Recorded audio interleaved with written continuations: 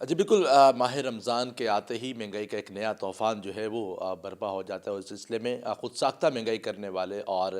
جو منافع خور ہیں وہ میدان میں جو ہے وہ اتر آتے ہیں اور متحرک ہو جاتے ہیں۔ اس سلسلے میں اگر ہم بات کریں سبزیوں پھلوں کی قیمتوں کی، دودھ دہی کی قیمتوں کی، تو وہ اس وقت جو ہے وہ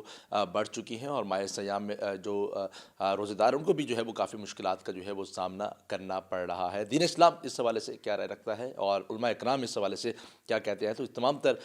صورتحال پہ بات کرنے کے لیے ہمارے ساتھ معروف مذہبی اسکالر اور سابق وفاقی وزیر برائے مذہبی امور سید حامد سعید کاظمی صاحب ہمارے ساتھ موجود ہیں۔ کاظمی صاحب فرمائیے گا کہ ماہ رمضان کیونکہ برکتوں اور رحمتوں والا مہینہ ہے، لیکن کچھ لوگ اس مشکل بنا دیتے ہیں لوگوں کے لیے آسانیاں پیدا کرنے کے لیے، دین اسلام کیا کہتا ہے اس حوالے سے؟ بسم اللہ الرحمن الرحیم۔ دیکھیے، گزارش ہے کہ دین اسلام جو ہے وہ کسی خاص ایونٹ کے حوالے سے بات نہیں کرتا، بلکہ انسان کی بحیثیت انسان تربیت کے حوالے سے بات کرتا ہے۔ ناجائز منافع خوری وہ معاشرے کے لیے ایک ناسور ہے، اور اس کو شدت سے ڈسکریج کیا گیا ہے۔ اور ظاہر ہے کہ جب آپ ناجائز منافع خوری کریں گے تو ایسے میں جو ضرورت مند ہیں، جو غریب ہیں، جو مستحقین ہیں، جو ہیو ناٹس ہیں، تو ان کی مجبوریوں سے فائدہ اٹھانے والی بات ہوگی۔ تو ہمارا دین، ہمارا مذہب اس کو سختی سے کنڈیم کرتا ہے، اس کی مذمت کرتا ہے۔ اچھا، ذرا تھوڑا سا کمپیریشن آپ کریں۔ آپ نے سنا ہوگا کہ باہر کے ممالک کے اندر جو کفار ہیں ہمارے لیے، ظاہر ہے کہ غیر مسلم جو بھی ہیں، تو ان کے چین سٹورز ہوتے ہیں، تو جب مسلمانوں کی کمیونٹی میں ان کے جو چین سٹورز ہیں، وہ رمضان کے آنے پر اپنی قیمتوں کے اندر بہت واضح کمی کر دیتے ہیں کہ جو مسلمان ہیں اور ان کو روزہ رکھنے والے ہیں تو ان کے لیے سہولت ہو، آسانی ہو۔ غیر مسلموں کا رویہ یہ ہو، اور ہم مسلمان، ہم کلمہ پڑھنے والے، ہم آقا کریم صلی اللہ علیہ وسلم کی غلامی پر ناز کرنے والے، اس وحدہ لا شریک کی وحدانیت کا اعلان و اقرار کرنے والے، اور جن کا مذہب ہے وہ اس کے بالکل برعکس رویہ اختیار کریں، منفی رویہ اختیار کریں، تو ظاہر ہے کہ ہمارے لیے، یعنی جہاں تک ثواب و گناہ کا تعلق ہے وہ تو اپنی جگہ، یہ ندامت و شرمندگی کی بھی بات ہے، اور یہ انسانیت سے گری ہوئی بات لگتی ہے۔ اور یہاں پر اگر میں ذرا تھوڑا سا ایک وسیع کینوس پہ جاؤں تو میں یہ عرض کروں گا کہ دیکھیے، اگر آپ کسی سے پوچھیں کہ ایک اچھے انسان کی تعریف کیا ہے، تو بتائے گا کہ اچھا انسان وہ ہے جو جھوٹ نہ بولتا ہو، کسی کا حق نہ مارتا ہو، ظلم نہ کرتا ہو، وہ وعدہ وفا کرتا ہو، دھوکہ نہ دیتا ہو، اور جو انسانیت کے جو شاعر ہیں وہ ان کے خلاف نہ چلتا ہو۔ اب اگر کوئی پوچھے کہ یہ بتائیے ایک اچھا مسلمان کون ہے آپ کے نزدیک، تو آپ کہیں گے وہ نمازیں پڑھتا ہو، روزے رکھتا ہو، جائز ناجائز کی تمیز کرتا ہو، شریعت کی پابندی کرتا ہو۔ اب میرا سوال یہ ہے کہ جو نماز پڑھتا ہے، روزے رکھتا ہے، جائز ناجائز کی تمیز رکھتا ہے، شریعت کی پابندی کرتا ہے، اگر وہ دھوکہ دیتا ہے، اگر منافقت کرتا ہے، اگر وہ کسی کے ساتھ ترش روئی سے، تند خوئی سے پیش آتا ہے، تو کیا آپ کے نزدیک وہ اچھا مسلمان ہوگا؟ ظاہر ہے کہ نہیں ہوگا۔ وہ اس لیے کہ ایک اچھا مسلمان تو وہی ہوگا نا جو آقا کریم حضور علیہ الصلوۃ والسلام کی سیرت مبارکہ پر عمل کرتا ہو۔ لقد کان لکم فی رسول اللہ اسوۃ حسنہ۔ تو اب یہ رمضان کے حوالے سے بات کر رہے ہیں ہم، تو رمضان کے آنے پر یہ جو فلسفہ تھا رمضان کا، وہ کیا تھا؟ وہ تو یہ تھا کہ وہ لوگ جو ماشاءاللہ خوشحال ہیں، جن کو کبھی بھوک سے پیاس سے واسطہ نہیں پڑتا، تو ان کو ذرا احساس دلایا جائے کہ بھوک کسے کہتے ہیں، اور بھوک کی شدت میں آدمی کیا کچھ کر سکتا ہے۔ تو یہ تو ایک ٹریننگ کا سلسلہ تھا، لیکن اس کی بجائے اس کو ہم اپنے لیے صرف شکم پوری کا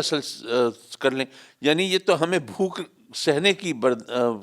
درس دے رہا تھا، یہ ہمیں الٹا یہ پیٹ بھرنے کا سلیقہ سکھا رہا ہو، اور ہم اپنا پیٹ بھرنے کی فکر کر رہے ہوں اور دوسروں کی فکر نہ کر رہے ہوں، تو ظاہر ہے کہ یہ انسانیت کے مرتبے سے بھی گری ہوئی بات ہے، اور اسلام کی تو ظاہر ہے کہ بالکل ہی اس اصولوں کے بالکل منافی بات ہے۔ جی بالکل حضرت یہ بھی فرمائیے گا کہ جس طرح مہنگائی کا ایک عالم ہے، مہنگائی کا ایک دور ہے، تو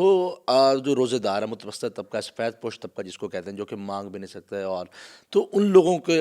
کیا پیغام دینا چاہیں گے کہ لوگ کس طرح ان لوگوں کی جو ہے وہ افطاری کروا سکتے ہیں، ان لوگوں کی کس طرح مدد کر سکتے ہیں؟ دیکھیے، میں گزارش کروں گا کہ آپ کو یاد ہوگا کورونا کا جب سلسلہ تھا، اور جو تازہ روزی کمانے والے تھے ان کے لیے لگتا تھا کہ اب سوائے موت کے اور کچھ راستہ نہیں کھل گی، کیونکہ جب مزدوری نہیں ملے گی، دہاڑی نہیں ملے گی، وہ روزی کمانے کے لیے نکل نہیں سکیں گے گھر سے، پھر کیا کریں گے؟ تو اس وقت حالات ایسے تھے کہ حکومت بھی اپنے تمام تر وسائل جھونک دیتی، تب بھی ظاہر ہے کہ تمام لوگوں کو گھر میں راشن فراہم کرنا یہ ان کے لیے ممکن نہیں تھا۔ تو ہم نے لوگوں کو اپنی تقاریر کے ذریعے، خطابات کے ذریعے اور ویسے پیغام جو دیا، اور جس کی وجہ سے مشکل وقت آسانی سے کٹ سکتا تھا اور کٹا، وہ کیا تھا؟ وہ یہ تھا کہ ہم نے، ہمارے مذہب نے، ہمارے دین نے جو طریقہ سکھایا ہے ذرا اس پر عمل کریں۔ آپ جب بیٹھے ہیں، جب دسترخوان پر، تو ذرا دیکھ لیں آپ کے پڑوس میں کیا چولہا جلا تھا؟ کیا وہاں سے کھانا پکنے کی مہک اٹھی تھی؟ اگر آپ کو اپنے پڑوسی کے حوالے سے خیال ہو کہ نہیں آج وہاں پر فاقہ ہو رہا ہے، وہاں کھانا نہیں پکا، تو اگر آپ اپنی روٹی میں ان کو بھی شریک کر لیں تو آپ کی، چلیے چند لقمے آپ کی روٹی سے کم ہو جائیں گے، لیکن اس سے ایک گھر بچ جائے گا۔ اور اس طرح یہ سب لوگ مل کے اگر ہم بھائی چارگی کی کیفیت بنائیں گے تو ظاہر ہے کہ ایک، میں اگر چاہوں، چیریٹی کی تنظیمیں چاہیں، حکومت چاہے کہ جناب لوگوں کو راشن گھر میں پہنچائے، یہ تو ممکن نہیں، لیکن اگر ایک فرد، ایک پڑوسی یا دو پڑوسیوں کی بھوک کا علاج کر سکے تو اس طرح تو یہ وقت آسانی سے گزر سکتا ہے نا۔ تو اسی طرح یہ رمضان کا وقت ہے، ویسے بھی ہمیں پتہ ہے کہ کسی کو روزہ افطار کرانا یہ کتنا ثواب کا کام ہے، اور اسلام تو ویسے بھی بتاتا ہے کہ بھوکے کو کھانا کھلانا یہ خود کھانا کھانے سے زیادہ یہ فرحت انگیز بھی ہے اور ثواب کا کام بھی ہے۔ اور ویسے بھی ایک انسانیت کے حوالے سے دیکھیں، کوئی بھوکا آدمی ہو، بھوک کے بعد جب وہ کھانا ملے اس کو کتنی تسکین ملتی ہے، لیکن میں نے یہ خود تجربہ کیا ہے اور دوستوں سے پوچھا بھی ہے، انہوں نے بھی تائید کی ہے کہ خود کھانا کھا کے اتنی لذت نہیں ملتی جتنی کسی دوسرے بھوکے کو کھانا کھلا کے ملتی ہے۔ تو یہ چیزیں ذرا ہم پھیلائیں، اس کو عام کریں اور لوگوں کو بتائیں، اور یہ بتائیں کہ روزہ رمضان جو ہے یہ تو اس لیے تھا کہ رب کائنات نے ہمیں تلقین کرنی تھی، ہماری تربیت کرنی تھی کہ ہم، اور پھر اس کا مقصد کیا تھا؟ یہ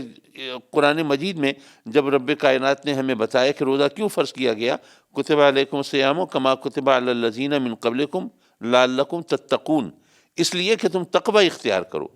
تو تقوی کی خاطر تھا یہ، اور دین اور مذہب کے حوالے سے ایک بہتر مقام پانے کی، رب کی بارگاہ میں خوشنودی کے حصول کے لیے تو ہمیں وہی راستہ اختیار کرنا چاہیے۔ یہ انسانیت کا بھی تقاضا ہے، یہ ہمارے مذہب کا بھی تقاضا ہے۔